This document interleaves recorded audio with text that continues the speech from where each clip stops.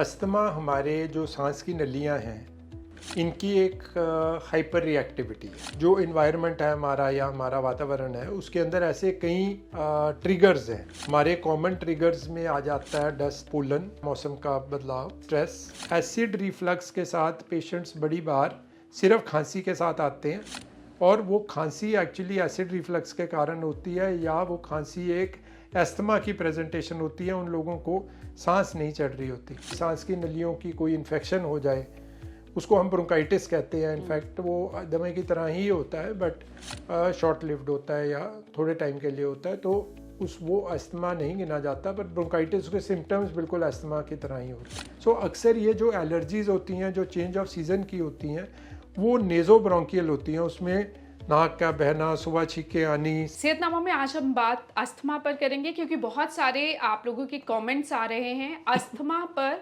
विस्तार से बात करिए और हमारे साथ इंटरनल मेडिसिन के senior consultant omni clinic Chandigarh से डॉक्टर संदीप छिटवाल जी हमारे साथ हैं और उनके साथ हमने बहुत सारे वीडियोस बनाए हैं। उनके वीडियोस में आप लोगों में से बहुत सारे लोगों ने कमेंट किया है कि अस्थमा पर उनके साथ हम वीडियो बनाएं। सो आज उनके साथ बात होगी अस्थमा पर। Welcome sir. सो आपके बहुत सारे फॉलोअर्स हैं, आपके वीडियोस देख रहे हैं और अस्थमा पर वो चाह रहे हैं क्योंकि कुछ किसी ने लिखा कि एसिडिटी के कारण अस्थमा, धूल एलर्जी के कारण जो अस्थमा होता है उस पर बात करिए। सबसे पहले अस्थमा क्या है? अस्थमा हमारे जो सांस की नलियां हैं इनकी एक हाइपर रिएक्टिविटी है।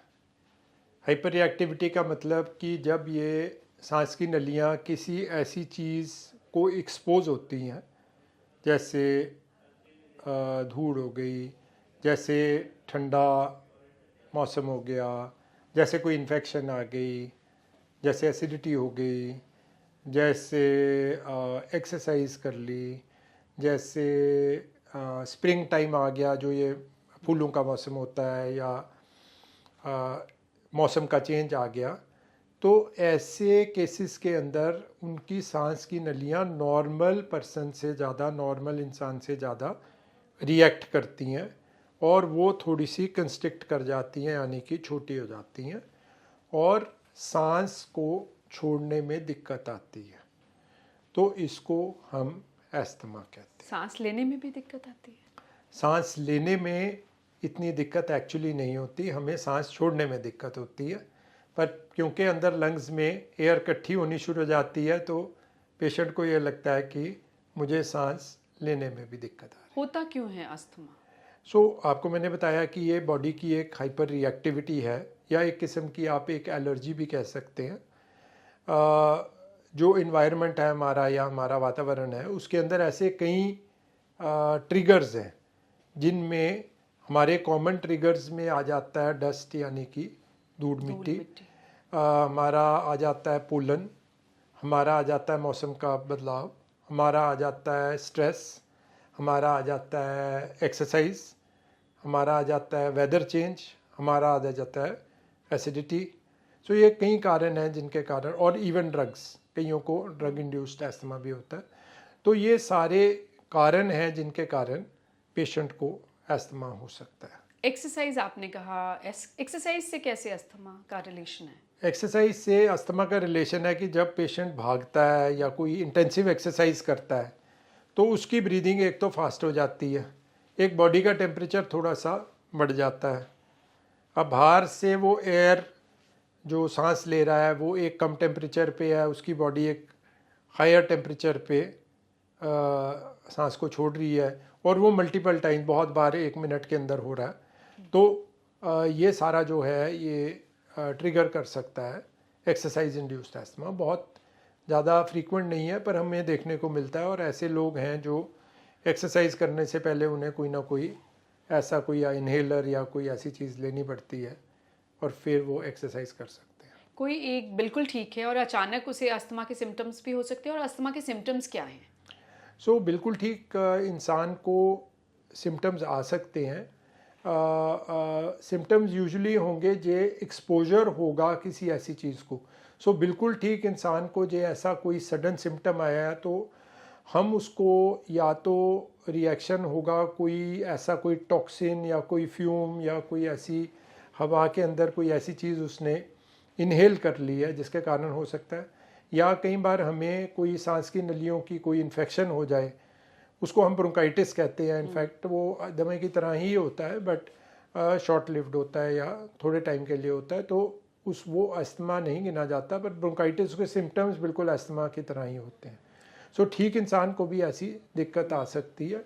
और सिम्टम्स के अंदर ज़्यादा सिम्टम आता है कि पेशेंट को या तो सांस लेने में तकलीफ़ है, लेने में छोड़ने में तकलीफ़ है, वीजिंग होती है जो सीटी की तरह एक आवाज़ आती है छाती से, और पेशेंट को बहुत खांसी होती है, और पेशेंट को कोई अपना नॉर्मल रूटीन एक्टिविटी या कोई एक्सर्शन करने वक्त थकावट होती है या सांस चढ़ती है।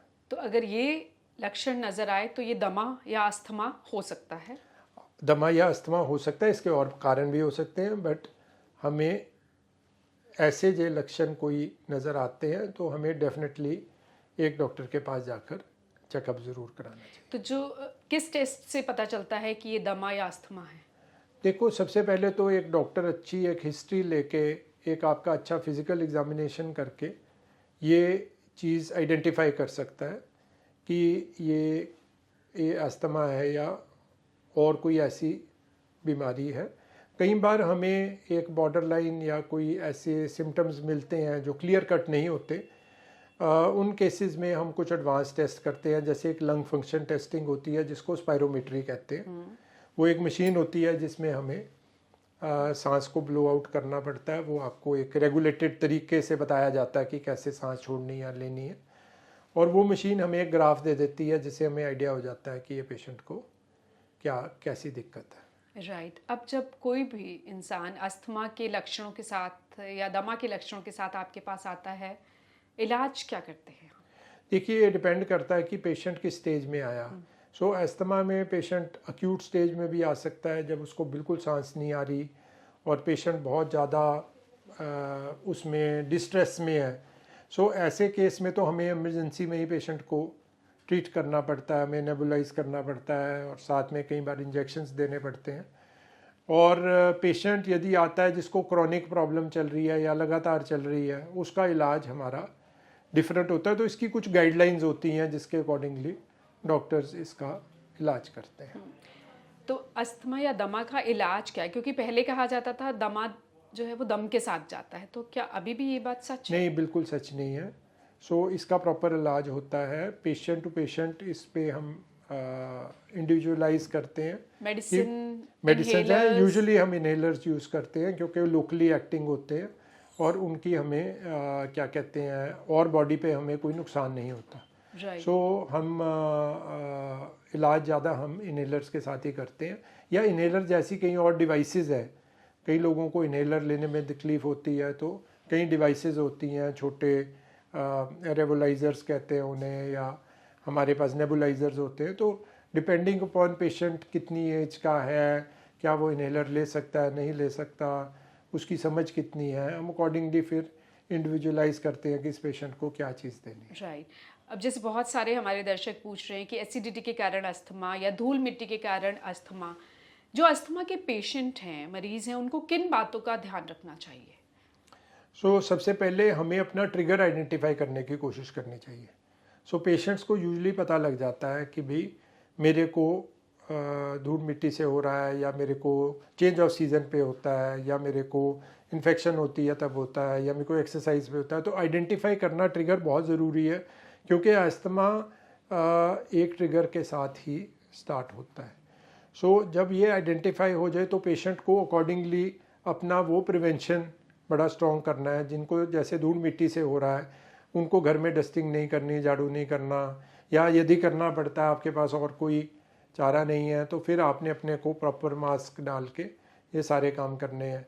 धूल मिट्टी वाले जो पेशेंट्स हैं उनको ये भी ध्यान रखना है कि घर में जैसे एसी हैं, कूलर हैं, इनको आपने प्रॉपरली क्लीन करना है। एसी के वेंट को हर वीक, हर हफ्ते एक बार धुलवाना है।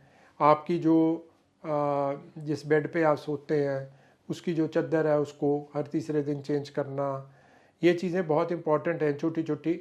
और घर में देखना कि कहीं पे कोई ऐसी जगह तो नहीं है जहाँ पे धूल मिट्टी हो सकती है, जहाँ पे हम पुरानी किताबें हैं, जैसे वहाँ पुरानी किताबें पढ़ी हैं, आप इवन उसको कर्टन्स निकालते भी हैं। कहते हैं, कर्टन में बहुत ज़्यादा डस्ट और एक्यूमुलेट हो जाती है। बेड के जो गद्दे बेड होते के हैं, गद्दे से नीचे, बेड के नीचे हम अक्सर जब एक बार बेड लगा देते हैं तो बेड लग जाता है कमरे में, फिर उसके बाद गद्दे जब तो बेड खराब सालों होता भूल है, जाते हैं। जब बेड खराब होता है तो जब वो बेड को हिलाया जाता है, जो बेड्स जैसे अब बॉक्स बेड्स हैं या ऐसे बेड्स हैं जो नीचे तक हैं, हमें क्या पता नीचे क्या हो रहा है। सो जब ऐसे बेड हिलाए जाते हैं तो नीचे पता लगता है कि जो नीचे फ्लोर है या ज़मीन है वो कितनी काली हो गई है। तो वैक्यूम क्लीनर से वो गद्दों की भी सफाई या वो धूप दिखाना बड़ा ज़्यादा ज़रूरी है उसको। और बेड्स जो हैं वो थोड़े से रेज्ड होने चाहिए ऐसे पेशेंट्स के लिए, नीचे जो मिट्टी इकट्ठी ना हो या उसकी रेगुलरली क्लीनिंग हो जाए। सो ऐसे छोटे छोटे हमें कुछ ना कुछ मेजर्स रखने पड़ते हैं। अब आपने एसिडिटी की बात कही, तो एसिडिटी के अंदर कई लोगों को सिम्टम खांसी का होता है, दमे के भी सिम्टम होते हैं, पर अक्सर ये कॉफ इक्विवेलेंट ऑफ एस्थमा हम इसे कहते हैं। पेशेंट खांसी के साथ आता है हमारे पास कि भाई मेरी खांसी नहीं ठीक हो रही, और वो ईएनटी के पास चले गए, उन्होंने कोई चेस्ट के भी एग्जामिनेशन करा लिए। जब थोड़ी डिटेल में आपने हिस्ट्री ली तो पता लगा कि पेशेंट को एसिडिटी रहती है, रिफ्लक्स रहता है। हमने एक पहले वीडियो भी बनाया है, पर हमने आपके साथ वीडियो बनाया है, डिस्क्रिप्शन में उस वीडियो का लिंक है, आप देख सकते हैं एसिड रिफ्लक्स से कैसे छुटकारा पाए। सो एसिड रिफ्लक्स से क्या होता है कि जब ऊपर एसिड आता है तो हमारी जो नलियाँ वो थोड़ा सा कंट्रैक्ट करती हैं, तो अकेली हमारी खाने की नली नहीं, हमारी सांस की नलियाँ भी कंट्रैक्ट कर जाती हैं। और कई बार ये एसिड जो है ये डायरेक्टली कुछ जैसे वेपराइज्ड फॉर्म में, माइक्रोनाइज्ड पार्टिकल्स के फॉर्म में ऊपर तक आके चोकिंग कर सकता है। तो एसिड रिफ्लक्स के साथ पेशेंट्स बड़ी बार सिर्फ खांसी के साथ आते हैं, और वो खांसी एक्चुअली एसिड रिफ्लक्स के कारण होती है, या वो खांसी एक एस्थमा की प्रेजेंटेशन होती है, उन लोगों को सांस नहीं चढ़ रही होती। बट यस, हमें सांस के साथ भी कई बार दमे के साथ भी पेशेंट आते हैं जिनका अंडरलाइंग कॉज हमें एसिड रिफ्लक्स मिलता है। राइट। जो ये मौसम के बदलाव के साथ अस्थमा या दमा के पेशेंट को बड़ी प्रॉब्लम होती है, उस वक्त क्या करना चाहिए? देखिए, सबसे पहले तो ये है कि बहुत सडन चेंज ऑफ टेम्परेचर हमारे लिए वैसे भी अच्छा नहीं है। अब हम कमरे में बैठे हैं, यहाँ पर एयर कंडीशनर हमने 20 डिग्री पे चलाया हुआ है, बाहर का टेम्परेचर 42 डिग्री है, और 42 डिग्री में हम एकदम चले जाते हैं तो एकदम बॉडी को एक इम्पैक्ट लगता है। सो ऐसे पेशेंट्स को ये चीज़ देखनी है और ज़रूरी कि हमने जो भी टेम्परेचर चेंज करना है उसका एक ट्रांजिशन होना चाहिए। सो सुबह ये प्रॉब्लम सबसे ज़्यादा सुबह के टाइम एग्रेवेट होती है, और अक्सर ऐसे लोगों को सुबह छींकें लग जाती हैं।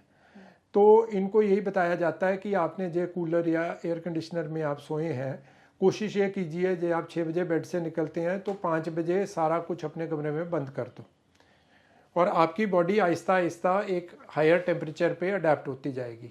फिर सुबह जब आप उठते हो चेंज ऑफ वेदर पे, तो बाहर का इन्वायरमेंट आपका थोड़ा सा कूल होता है।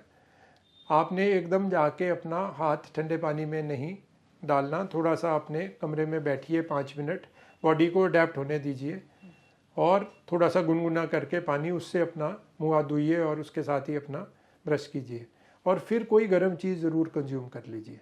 सो अक्सर ये जो एलर्जीज़ होती हैं जो चेंज ऑफ सीज़न की होती हैं वो नेज़ोब्रोंकियल होती हैं, उसमें नाक का बहना, सुबह छींकें आनी, साथ में अस्थमा, ये सारी चीज़ें इकट्ठी होती हैं। सो पेशेंट ये अपना दिन एक अच्छे उससे पॉजिटिव नोट से स्टार्ट करता है तो दिन अच्छा यूजुअली निकल जाता है। पोलन से जो एलर्जी होती है अस्थमा के पेशेंट को, ऐसे में क्या करें?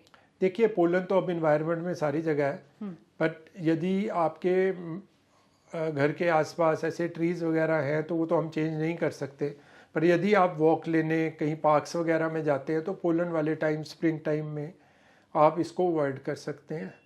नंबर 2 इम्पॉर्टेंट बात यह है कि हमें कुछ ऐसे जो सीजन्स हैं जहाँ पे हमें ट्रबल ज़्यादा लगती है, तो हम कहते हैं कि आप एक्सरसाइज इंडोर कर लीजिए। कई लोगों को जिनको रूटीन में ये दिक्कत रहती है और आए साल बाद साल इन्होंने सारे प्रिवेंटिव मेजर्स ले लिए और इनकी दिक्कत अभी भी चल रही है, उनको हम सीजनल चेंज पे कुछ प्रिवेंटिव मेडिसिन्स जो कि ओरल भी हो सकती हैं, जो कि इनहेल्ड भी हो सकती हैं, इनहेलर्स भी हो सकते हैं, हम अकॉर्डिंग टू पेशेंट ये कैटेगराइज करके कितनी सीवियरिटी है और कितना वो सफ़र करते हैं, हम प्रॉब्लम होने से पहले चेंज ऑफ सीज़न पे इसको शुरू कर देते हैं। खाने में भी अस्थमा के पेशेंट को, जो दमा के मरीज़ हैं, उनको कुछ परहेज़ रखनी पड़ती है? हाँ जी, खाने में ऐसा है कि ओवर ईट नहीं करना, क्योंकि ओवर ईट करेंगे तो रिफ्लक्स होगा। और कई ऐसे फूड प्रोडक्ट्स हैं जिनसे ट्रिगर आ सकता है। जैसे आपने कोई बहुत ठंडी चीज़ खा ली, फ्रिज से निकाल के खा ली, आइसक्रीम खा ली। यदि आपको लगता है कि आइसक्रीम खाने के बाद आपको खांसी होती है या चोकिंग होती है, कुछ खट्टा खाने के बाद, जूस पीने के बाद, कईयों को एरेटेड ड्रिंक्स के बाद ऐसी चीज़ें होती हैं, चाइनीज़ फूड के बाद होती हैं, तो आप अपना ट्रिगर ज़रूर आइडेंटिफाई कीजिए। मैं सबको यही कहता हूँ कि आपकी बॉडी सबसे बड़ी डॉक्टर है। वो सबसे पहले आपको आइडेंटिफाई करके बताती है कि ये चीज़ तेरे लिए अच्छी नहीं है। उसको सुनो और उसको नोट करो और उसको फॉलो करो। राइट। इनहेलर या नेबुलाइजर जो ले रहे हैं अस्थमा के मरीज़, उन्हें किन बातों का ध्यान रखना चाहिए? इनहेलर और नेबुलाइज लेने वाले पेशेंट्स को ये ध्यान रखना चाहिए कि इनहेलर लेने के बाद आपको अपने मुंह का कुल्ला करना है और अपने गले के अंदर भी एक छोटा सा गरारा करना है। वो ज़रूरी नहीं है कि नमक के पानी का हो, क्योंकि कई इनहेलर्स में हमारे पास इनहेल्ड कॉर्टिकोस्टेरॉइड्स यानी कि माइनर डोज में थोड़े स्टेरॉइड्स होते हैं। वो स्टेरॉइड्स दिए जाते हैं क्योंकि एस्थमा एक इन्फ्लेमेशन, बेसिकली इन्फ्लेमेटरी डिजीज़ है, जो हमारी सांस की नलियों में एक इन्फ्लेमेशन हो जाती है। तो हमें कुछ लोकली एक्टिंग स्टेरॉइड देने पड़ते हैं। यदि हम ये केयर नहीं करते तो हमारे मुंह में या हमारे फूड पाइप में फंगस, जिसको उल्ली कहते हैं, तो कैंडिडा की इन्फेक्शन होने का डर रहता है, जो कि हमारे मुंह में अल्सर्स और मुंह में जो हमारा एनवायरनमेंट है उसको ख़राब कर सकता है। राइट। सो मतलब रिंस ज़रूर, कुल्ला ज़रूर करना है हर इनहेलर या नेबुलाइजर के बाद, और सादे पानी से। सादे पानी से। अच्छा, क्या अस्थमा की जो दवाइयाँ हैं वो पूरी उम्र चलती हैं? नेबुलाइजर या इनहेलर पूरी उम्र लेने पड़ते हैं? देखिए, अस्थमा यूजुअली एक रिएक्टिव डिजीज़ है। सो मेजॉरिटी लोगों को तो ट्रिगर के साथ ही ये स्टार्ट होता है, और ट्रिगर जैसे ही ख़त्म हो जाता है या वो ट्रिगर ने जो इन्फ्लेमेशन की है वो ठीक हो जाती है, तो पेशेंट रिकवर कर जाता है।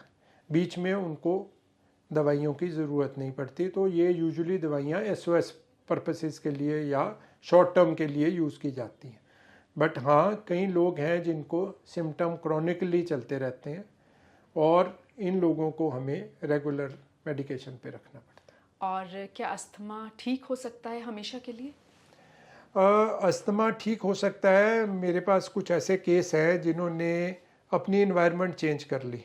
मैं यहाँ पे आपको बताना चाहता हूँ कि एक मेरे पेशेंट लुधियाने में काम करते थे, बहुत ज़्यादा फेमस CA थे यहाँ पर, और बड़ी अच्छी प्रैक्टिस थी। और वो इतने ज़्यादा पीड़ित थे अस्थमा से कि उनको रोज़ 6-6, 8-8 बार नेबुलाइज करना पड़ता था। तो हमने उनको एक इन्वायरमेंट चेंज का एक सजेशन दिया, और उन्होंने एक बड़ा बोल्ड स्टेप लिया। उन्होंने यहाँ पे अपनी प्रैक्टिस को क्लोज करके कुछ ऑनलाइन प्रैक्टिस की, और उन्होंने एक जॉब गोवा में ले ली। Pollution free? अकेला पोल्यूशन नहीं है, पोल्यूशन भी कम है, पर जहाँ पे कोस्टल एरियाज़ है ना, वहाँ पे विंड जो होता है, सी ब्रीज और लैंड ब्रीज, वो सारे वातावरण को 25-30 किलोमीटर अंदर इनलैंड तक चेंज कर देती है। तो जब धूप सुबह पड़ती है, क्या कहते हैं, हमारी लैंड के ऊपर, तो ऊपर एयर गर्म हो जाती है, वो ऊपर चली जाती है, और बाहर से ठंडी एयर आ जाती है, और उसका रिवर्स चलता है रात को।